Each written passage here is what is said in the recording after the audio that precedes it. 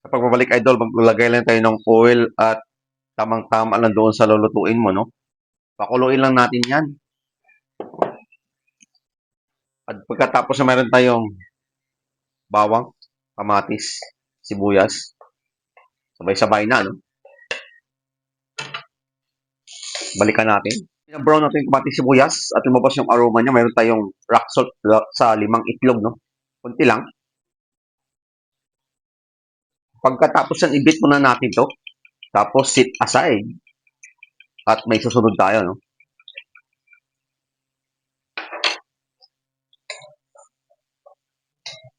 Hintayin lang natin ito mag-brown.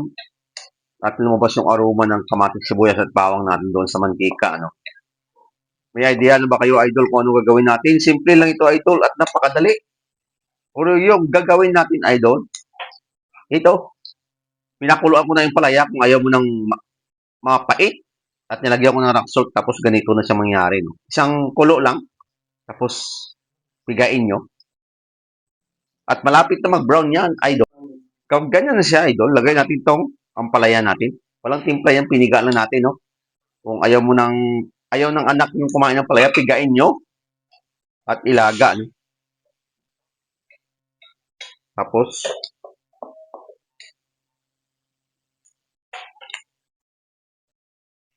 additional tayo ng cracked black pepper.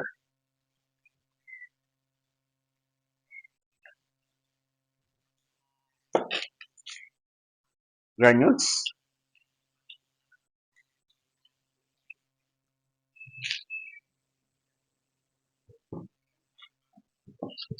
Kunting was sugar, no? Tamang-tama lang doon, idol, sa lulutuin natin na ampalaya. Halos lahat niluluto ko ito, isang idea ko, idol, na pinakulo ko muna yung tubig at nilagay yung ampalaya, nilagyan ko ng asin. Pagkatapos, pigain. Ika nga, sabi ko kanina, at ugasan ulit. Hindi mapait ito, idol, no? Yung ampalaya na to.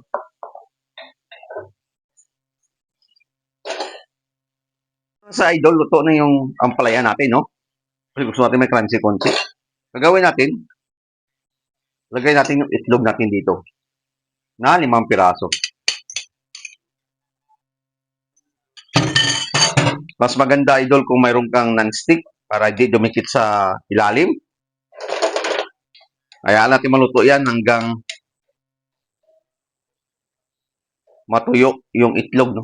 Kasi mahalaga doon maluto yung itlog.